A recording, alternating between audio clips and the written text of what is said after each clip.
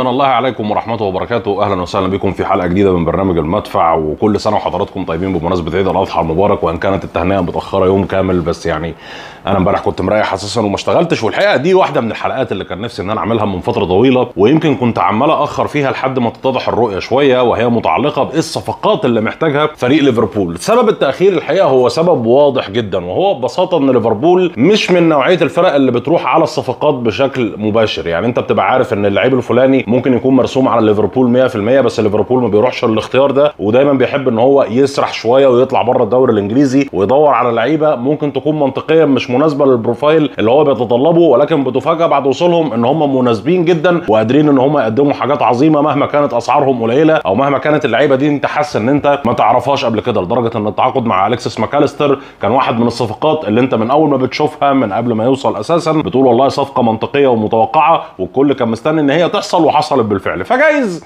يكون ده تغيير في السياسه، محدش عارف، بس انا بالنسبه لي انا عندي حاله كده او دراسه جدوى عاملها عن ايه الصفقات اللي محتاجها فريق ليفربول على مستوى الميركاتو الجديد، وحابب ان انا اشاركها معاكم. بس كالعاده وصلك الفيديو انزل اخبط اللايك المتين، او انزل ادعس لايك حالا بالا فعلا، ولو انت مش مشترك في القناه انزل اشترك وفعل الجرس عشان يوصلك جديدنا اول باول. معاكم ممدوح نصر الله وبرنامج المدفع، والحديث عن صفقات يحتاجها فريق ليفربول في الموسم الجديد ومحتاجها في الميركاتو من قبل الموسم ما يبدا. يلا بينا نبدا. هو اكيد طبعا في حاجات ليفربول لازم ان هو يعملها قبل ما يقرر ان هو يتعاقد مع صفقات جديده، وهي الابقاء على مجموعه العناصر اللي موجوده. ويمكن اهم العناصر اللي موجوده حاليا بالنسبه لفريق ليفربول اللي لازم يتم الابقاء عليها هو محمد صلاح. محمد صلاح يمكن في ختام الموسم تحس ان الكلام اللي كان هو بيقوله عكس تماما الكلام اللي بيقوله يورجن كلوب لما كان صلاح بيتكلم على تويتر ان هو مش سعيد باللي حصل على مدار الموسم وكان يتمنى ان هم يظهروا بشكل احسن، وبعدين يورجن كلوب قال انا لما شفته كان سعيد جدا ومفيش اي حاجه. فمن الواضح ان في شويه كلاشات بسيطه كده. كمان في كلام بيتقال على عرض خزعبلي من جانب المملكه العربيه السعوديه لضم محمد صلاح، اللي انا شخصيا ما اظنش ان صلاح ممكن يوافق عليه في المرحله الحاليه من مسيرته، ولكن الابقاء على محمد صلاح والابقاء على العناصر اللي موجوده هو امر مهم جدا، مع التخلص من بعض الوزن الزائد. ويمكن عمليه التخلص من الوزن الزائد هي بدات بالفعل بالتخلص من جيمس ميلنر اللي انتقل رسميا لفريق برايتون. كذلك الامر بالنسبه للعيبه اللي موجوده في خط الوسط اللي لحد النهارده لم يتم التخلي عنها. نبي كايتا لحد دلوقتي لا زال لاعب على فريق ليفربول،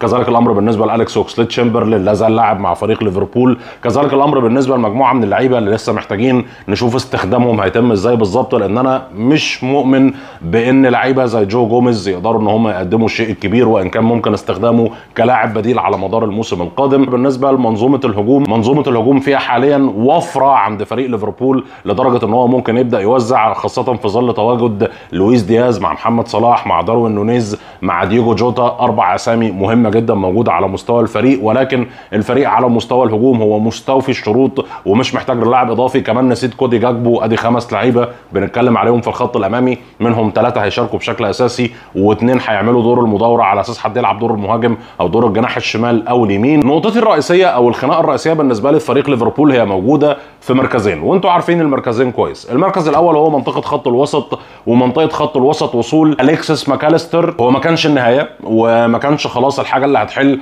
كل مشاكل فريق ليفربول، لان ليفربول على مستوى منطقه خط الوسط للاسف في مشاكل هي محتاجه ان هي تتحل على مستوى الميركاتو، سواء من رحيل لعيبه او شراء لعيبه. ومركز تاني مهم جدا، لان في مركز اتحلت مشكلته عن طريق ترحيل اللاعب لمكان مختلف تماما، وهو ترينت الكسندر ارنولد اللي اترحل من منطقه الباك اليمين وراح لمنطقه نص الملعب. وده يخلينا نسال سؤال منطقي جدا ومهم بالنسبه للموسم الجديد لفريق ليفربول، وهو مين هيكون الباك اليمين اللي متواجد بشكل اساسي داخل منظومه ليفربول على مستوى الموسم القادم، خاصه ان تغيير مكار ارنولد ساعده ان هو يظهر بشكل كويس، ولكن في نفس الوقت ده ابرز عجز عند فريق ليفربول، وهو مين اللاعب اللي مفترض ان هو هيعمل دور الباك اليمين. ومش بس الفكره في مين اللاعب اللي هيعمل دور الباك اليمين، الفكره ان حتى الموسم اللي فات في ظل غياب المنافسه ما بين ارنولد واي لاعب تاني ممكن ان هو يعمل دور الباك اليمين، ده خلى ارنولد على مدار نص الموسم الاول ولحد يمكن قبل نهايه الموسم بشهرين 3 بيقدم نسخه سيئه جدا من نفسه. ارنولد على مدار المواسم اللي فاتت اتعود ان هو الباك اليمين الوحيد داخل فريق ليفربول، ونتيجه لكده هو مش بيتنافس مع حد، مش داخل في سباق مع حد، وبقى منظره جوه الملعب سواء بيلعب كويس او بيلعب وحش فهو ضامن ان مكانه اساسي طول الموسم. وده لوحده مشكله لازم ان هي تتحل باستخدام باك يمين، سواء الباك اليمين ده لعب كل الماتشات او حتى كان مجرد بديل لارنولد بيأدي على مدار الموسم. مبدئيا كده في خصائص لازم لازم تكون موجوده في الباك اليمين بالنسبه لليفربول على مستوى الموسم الجديد، وهو انه ما ينفعش يبقى شبه ارنولد، ما ينفعش يبقى لاعب ادواره اندفاعيه، ادواره هجوميه بشكل بحت، تركيزه الاكبر على ان هو لازم يكون اللاعب اللي بيصنع الفرص وبيصنع الخطوره بالنسبه لفريق ليفربول، لان اساسا الغرض من ترحيل مكان ارنولد هو انه يعمل نفس الادوار القويه الهجوميه اللي بيعملها، ولكن بدون عبء دفاعي يثقل كاهله في كل مره مطلوب منه ان هو يرتد. والحقيقه ده بيحطنا قصاد اختيارات مختلفه تماما بالنسبه لفريق ليفربول، لان احنا مش عايزين باك يمين بخصائص هجوميه، لاعب اندفاعي، لاعب تركيزه على ان هو يتواجد دايما في الثلث الاخير ويقدم الكروسات العرضيه وخلافه. احنا عايزين لاعب عنده ادوار دفاعيه قويه يمكن ارنولد من ان هو يقدر يزيد كلاعب خط وسط في المناطق الهجوميه، ويكون هو اللاعب اللي بيعمل دور التامين بشكل ممتاز. والحقيقه ده بيحد من الاختيارات، ولكن اغلب اختياراتنا هي منحصره في الدوري الالماني. يمكن انا ما رضيتش ان انا اجيب لاعب من الدوري الانجليزي، لان حاسس ان على مستوى الدوري الانجليزي ما فيش لاعب تاني فريق ليفربول ممكن ان هو يروح له، ولكن على مستوى الدوري الالماني الحقيقه في اكتر من اختيار. ويمكن الاختيارات لما هتبدا من بايرن ميونخ، لان احنا عندنا في بايرن ميونخ مش اختيار واحد ولكن اتنين. واحد هو لسه ما جددش عقده مع فريق بايرن ميونخ لحد دلوقتي، والتاني هو لاعب بيتمنى ان هو ياخد وقت اطول جوه الملعب، والكلام هنا عن الاثنين اللي انتوا عارفينهم، المغربي نصير مزراوي، وطبعا الفرنسي بنجامين بافار. في حاجه بتميز بافار وبتميز مزراوي، الاثنين اقوياء جدا على مستوى اداء الادوار الدفاعيه، الاثنين متميزين جدا في اداء ادوار التغطيه، وقادرين ان هم يقدموا منظومه دفاعيه قويه بالنسبه للفريق. بنجامين بافار عنده ميزه مهمه جدا ان هو يقدر يلعب ما بين مركز قلب الدفاع والباك اليمين، وبيأدي الاثنين بشكل ممتاز. مزراوي اتكلم اكتر من مره على ان هو محتاج وقت اطول جوه الملعب، ومحتاج ان هو يلعب كره اكتر، ويمكن ده السبب ان هو ممكن يقرر الرحيل، لانه عارف ان في المركز الجديد بالنسبه لارنولد، فمركز الباك اليمين بالنسبه لفريق ليفربول هيبقى مركز فاضي، ومحتاج فيه لاعب يقدر ان هو يؤدي مركز الباك اليمين بشكل ممتاز. ويمكن انا مش مقتنع بنظريه بعض الناس اللي بتقول ان ليفربول ممكن يغير لشكل اقرب للثلاث مدافعين في الخط الخلفي. انا مش مقتنع بالفكره دي 100%، لان احنا اتكلمنا عليها كتير في عز مواسم السطوه لفريق ليفربول، ان جزء كبير من مشاكل ليفربول ممكن يتحل بالنقطه دي. لكن انا مؤمن ان فريق ليفربول محتاج باك يمين بخصائص دفاعيه قويه، سواء بافار او مزراوي، الاثنين اختيارات مميزه جدا بالنسبه لفريق ليفربول، ويقدروا ان هم يقدموا اضافه ممتازه. بس جوه الدوري الالماني في اختيارات تانية مميزة جدا فريق ليفربول محتاج ان هو يبص عليها. في اختيار هو اثبت كفاءة كبيرة على مستوى كاس العالم اللي فات، ويمكن كان من ضمن الصفقات اللي انتقلت لفريق كان مفترض ان هو عايز ينافس على مستوى الدوري الالماني، ولكن الظروف ما اسعفتهوش. والكلام هنا عن جوسيب يورانوفيتش، الباك اليمين لمنتخب كرواتيا، والباك اليمين سابقا لفريق سيلتيك، واللي انتقل في يناير اللي فات لفريق يونيون برلين بمبلغ مش كبير، تقريبا 8 مليون يورو. يمكن يورانوفيتش واحد من اللعيبه اللي شدت العين بشكل ممتاز على مستوى كاس العالم، ويمكن من اللعيبه اللي زيه شدت العين برضه كان جوسكو جفارديول، اللي دلوقتي واحد من الصفقات اللي السيتي بيحاول يخلص فيها ب 90 مليون. ولكن يورانوفيتش الراجل برغم ان طوله 173 سم، الا انه كان واحد من الباكات اليمين القويه المتميزه جدا على مستوى اداء الادوار الدفاعيه، وقدر ان هو يقدم بطوله كاس عالم مع منتخب كرواتيا كانت ممتازه جدا. وحتى في انتقاله ليونيون برلين كان قادر ان هو يقدم مباريات ممتازه، ويمكن حتى اتفرجنا عليه في بطوله دوري الامم الاوروبيه لسه يا دوبك قبل اسبوعين، لما كان الراجل بيلعب ماتشات مع منتخب كرواتيا، وكان قادر ان هو يقدم مباريات قويه جدا. يورانوفيتش بالنسبه لي واحد من الاختيارات اللي ممكن يبص عليها فريق ليفربول. هو سنا مش صغير، الراجل عنده 27 سنه، يعني مش لاعب ناشئ ولا لاعب صغير، ولكن في نفس الوقت انا مقتنع ان الراجل ده يقدر ان هو يقدم حاجه كويسه جدا لفريق ليفربول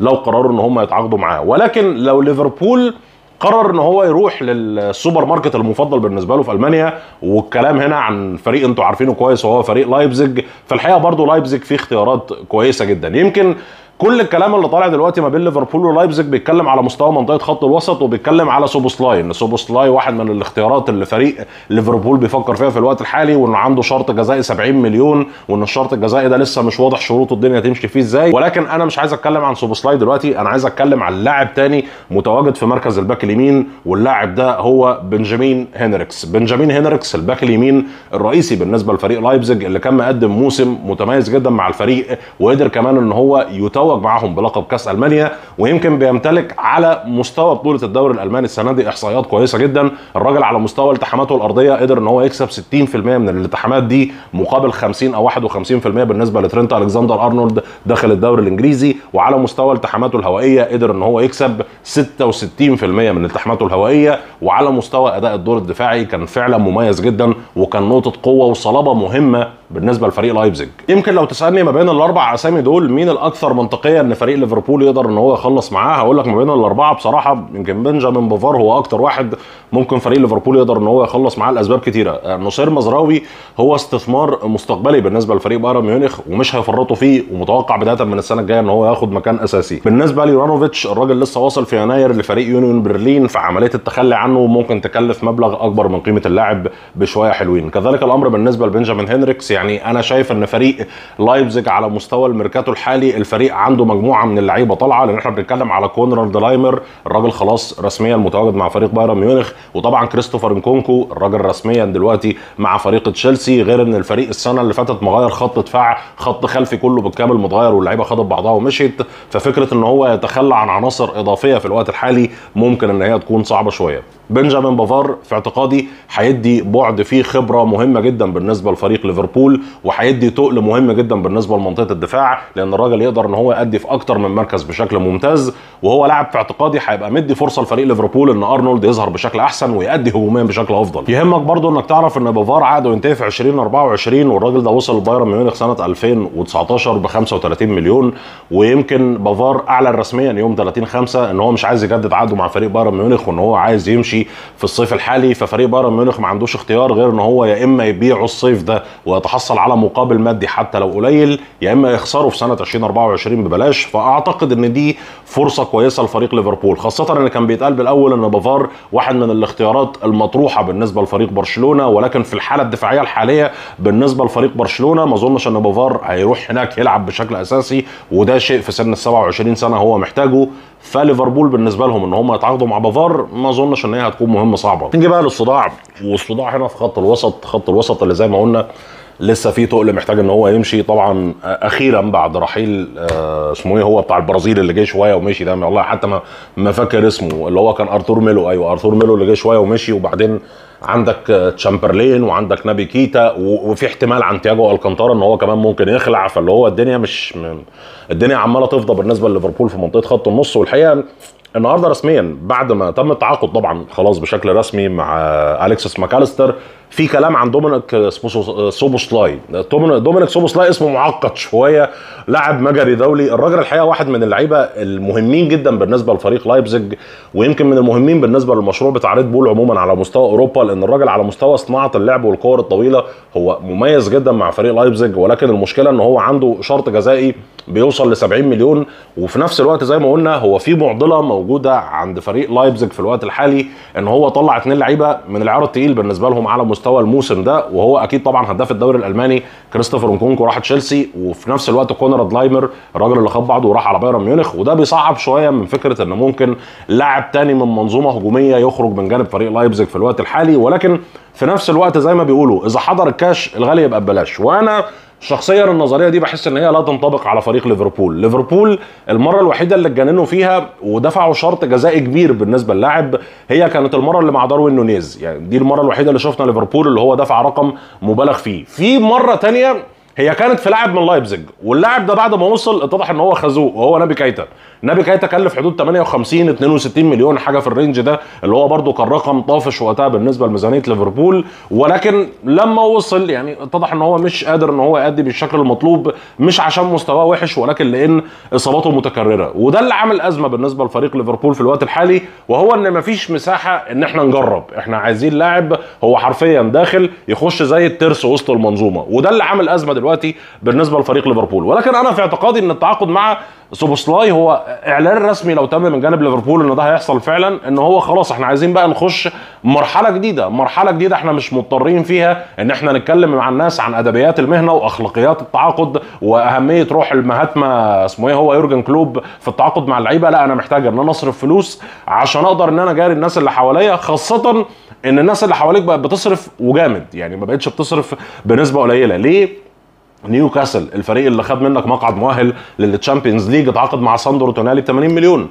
ارسنال الفريق اللي خد منك المنافسه مع السيتي على لقب الدوري اتعاقد مع ديكلان رايس ب 105 مليون. فانت في غنى عن فكره ان انت تخش في قصه. وانزو فرنانديز مع تشيلسي ب 105 ولا ب 110 مليون، فاللي هو انا مش عايز ادخل في قصه ان الناس حواليا عماله تعلى وتعمل ابجريد على مستوى الاسامي، وانا لسه واقف محلك سر مقتنع ان انا بسندوتشين الكبده والاثنين حاجه ساعه هقدر ان انا اعمل حاجه. فليفربول جزء كبير من الحلول اللي احنا بنتكلم عليها هو مبني بالاساس على فكره ان في فلوس، ففي فلوس خش اصرف اهلا وسهلا. سوبوسلاي بالنسبه لي انا شايف ان هو اختيار مميز جدا، وبيكمل المنظومه بتاعت خط النص. ليه؟ لان منظومه خط النص دلوقتي انت عندك اليكسيس ماكاليستر هيبقى موجود، اقرب ان هو يكون لاعب خط وسط ثالث ناحيه الشمال. عندك ترينت الكسندر ارنولد لاعب خط الوسط اللي هيبقى ميال ناحيه اليمين، وانت محتاج اللاعب الثالث اللي موجود في منطقه النص. ولكن انت الله اعلم بقى، هل انت محتاج لاعب بخصائص دفاعيه اكتر، ولا انت محتاج لاعب بخصائص بالقدره على صناعه اللعب ولعب الكرات الطويله اكتر؟ لان ده البروفايل بتاع سوبوسلاي اللي يقدر ان هو يقدمه، خاصه ان مع سوبوسلاي في كلام عن لاعب ثاني بقى بيتقال، واللاعب الثاني هو شقيق ماركوس تيورام وابن ليليان تورام اسطوره فرنسا برضه، وهو خيفرين تيورام. خيفرين تيورام لاعب خط وسط فريق نيس، لاعب من اللعيبه المميزين جدا على مستوى الدوري الفرنسي السنه اللي فاتت، ومن اللعيبه اللي الكل بيتكلم عليها ان هم ليهم مستقبل واعد. ولكن خيفرين تيورام الراجل ده احنا بنتكلم على لاعب وسط، مركزه الاساسي لما بدا ان هو يلعب كوره كان لاعب خط وسط دفاعي، ولكن مع الوقت بدا مركزه يتغير اكتر، لان خيفرين تيورام اتضح ان هو بيكون اقوى واشرس وافضل لما يكون لاعب خط الوسط اللي مسؤوليته ان هو يضغط في الثلث الاخير خاصه ناحيه الشمال. خيفرين تيورام بيميزه حاجه جميله جدا، وهو ان الراجل طوله متر 92، اللي هو انت اول ما سمعت الطول جه في دماغك بول بوجبا. هو ستايل قريب شويه لستايل بول بوجبا، بس هو لو هتبص على كتيبه ليفربول القديمه والجديده فهو حاجه شبه فاينالدوم شويه. ليه؟ لان هو لاعب خط وسط ثالث ميال ناحيه الشمال، نقطه قوته دايما في الزيادات الهجوميه، وبيقدر ان هو يكون اللاعب اللي يمارس الضغط العالي الشرس على لعيبه الخصم في عمليه التحول من الدفاع للهجوم في منطقه نص الملعب اللي ميال ناحيه الشمال، اللي هو دور مقارب للدور بتاع اليكسيس ماكاليستر، او تقريبا نفس الدور اللي بيلعبه اليكسيس ماكاليستر واللي كل مستنيين ان هو يكون متواجد فيه مع فريق ليفربول. ويمكن ده بيخرجنا شويه من خانه الصفقات اللي الكل بيتكلم عليها، وان احنا نبدا نتكلم شويه على مستوى اللعيبه المتاحه. ماذا يحتاج ليفربول من الميركاتو؟ ليفربول محتاج حاجتين مهمين جدا، اولهم لاعب خط وسط يكون بيمتلك القدرة على ان هو يقدر يكون بيسجل تهديفيا بشكل ممتاز، وثانيا لاعب خط وسط يكون قادر ان هو يكون قاطع كرات بامتياز. ليه؟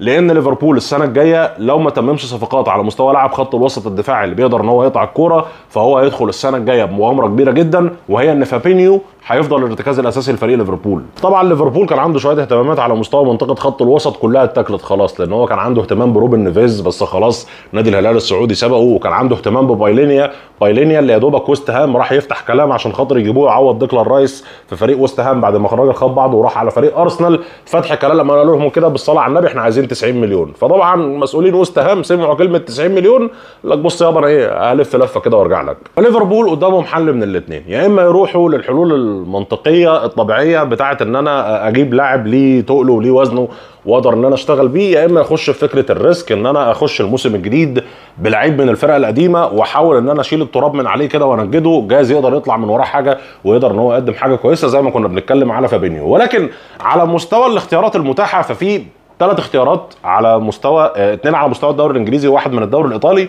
ممكن ان هم يقدموا خدمه كبيره بالنسبه لفريق ليفربول. على مستوى الدوري الانجليزي فاحنا هنختار 2 من فرق هابطه، فرقه هبطت بالفعل للتشامبيونشيب، واحد من ليستر سيتي والثاني طبعا من فريق ساوثهامبتون. ساوثهامبتون طبعا انتوا عرفتوا هو مين، وهو روميو لافيا واحد من اللعيبه اللي عليها خناقه دلوقتي. المفروض ان بدايه من السنه الجايه مانشستر سيتي عنده ريسيل او ري باي كلوز ان هو يقدر يشتري اللاعب مره ثانيه ب 40 مليون، ففي خناقه موجوده عليه من دلوقتي ما بين الانديه. يقال ان ارسنال بعد ما يخلص في ديكلان رايس هيدخل في روميو لافيا، كلام على ان تشيلسي عايز روميو لافيا، وان كانت تشيلسي تركيزه الاكبر على موزيس كايسيدو، ولكن ليفربول ممكن ان هو يفكر في روميو لافيا لانه هيكون حل ممتاز جدا بالنسبه لهم. لاعب تاني هو الدنيا طربت عليه الموسم اللي فات بس انت برضو ممكن تشيل من عليه التراب، ولو دخلته في تحدي جديد يقدر ان هو يعمل حاجه كويسه، وان كان يعني مش منطقي قوي لان بعض الناس ممكن تتخوف من مستواه، وهو ويلفرد نديدي مع فريق ليستر سيتي. الراجل يعني كان مادي مواسم ممتازه، ولكن الموسم اللي فات ليستر سيتي كله على بعضه الصراحه كان حاجه تقرف الكلب وانت بتتفرج عليه، فيعني ما اظنش ان ده اختيار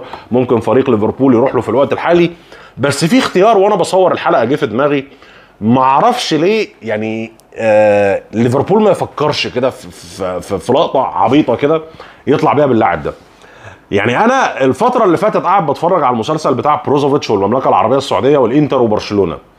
بروزوفيتش المملكه العربيه السعوديه هو من الواضح ان هو مش عايز يروح، وفي نفس الوقت الانتر عندهم اتفاق شفهي مع المملكه العربيه السعوديه، فهم عايزين اللاعب ياخد بعضه ويتوكل على الله. في نفس الوقت اللي فيه برشلونه الهيكل المالي في الوقت الحالي ما يسمحش ان اللاعب يتم التعاقد معاه، ففي مشاكل. فبروزوفيتش لو ما لقاش حل لموضوع السعوديه فهو هيفضل سنه كمان مع فريق الانتر. طب ليه ما يفكرش مثلا فريق ليفربول على مستوى الموسم ولا الموسمين الجايين ان هو يسلك ببروزوفيتش، اللي هو اخطف بروزوفيتش من وسط الليله دي كلها واديله تحدي جديد في الدوري الانجليزي، وهيبقى لاعب ممتاز معاك على مستوى منطقه خط الوسط. انا يعني شخصيا احب ان بروزوفيتش يكمل في الانتر وان هو يستمر معانا، ولكن في نفس الوقت انا شايف ان ده هيبقى خيار منطقي جدا بالنسبه لفريق ليفربول. وبروزوفيتش يعني مش محتاج ان انا اتكلم على مدى جودته بالنسبه لنص الملعب، هيقدر يقدم شغل ممتاز جدا لفريق ليفربول، وهيبقى قطعه ناقصه بالنسبه لمنطقه خط الوسط يقدروا ان هم يتعاملوا معاها اكتر واكتر، وتقدر ان هي تظبط الامور بالنسبه لهم وتحسن الدنيا اكتر واكتر. ليه؟ لان ليفربول لحد دلوقتي على مستوى الميركاتو هو الفريق ما عملش غير صفقه واحده في خط النص، فهو محتاج لاي تدعيم يقدر ان هو يشتغل بيه. انا الاختيارات اللي بتكلم عليها في الحلقات دي هي اختيارات مبنيه على متابعات شخصيه وعلى شويه بحث كده، الواحد بيقعد يدور لحد ما يشوف اللعيبه المتاحه، ولكن في نفس الوقت زي ما انتم عارفين زي ما بحب اقول دايما دي مجرد اراء شخصيه، اراء شخصيه مبنيه على مدى توفر العوامل الماديه بالنسبه للنادي، على مدى توفر عقود اللعيبه دي بالنسبه للنادي، على النادي نفسه عنده الرغبه اساسا ان هو يعمل تجديد ولا شايف ان الامور الماديه محتاجه ان هي تتصلح الموسم ده قبل ما يقرر ان هو يخش في صفقات. ولكن انا قلت اللعيبه اللي عندي اللي انا بفكر فيها اللي بقول ان هي متاحه بنسبه كبيره لفريق ليفربول ان هو يتعاقد معاها، واحب اسمع اراء حضراتكم انتم في الكومنتات. قولوا لي بالنسبه لمركز الباك اليمين ومنطقه خط الوسط نفسك ليفربول يتعاقد مع مين، او شايف مين الاختيار المنطقي بالنسبه لفريق ليفربول انه يدخل بيه الموسم الجديد. ختاما كان معاكم ممدوح نصر الله وبرنامج المدفع، نراكم على خير ان شاء الله في مناسبات لاحقه. سلام من الله عليكم ورحمته وبركاته.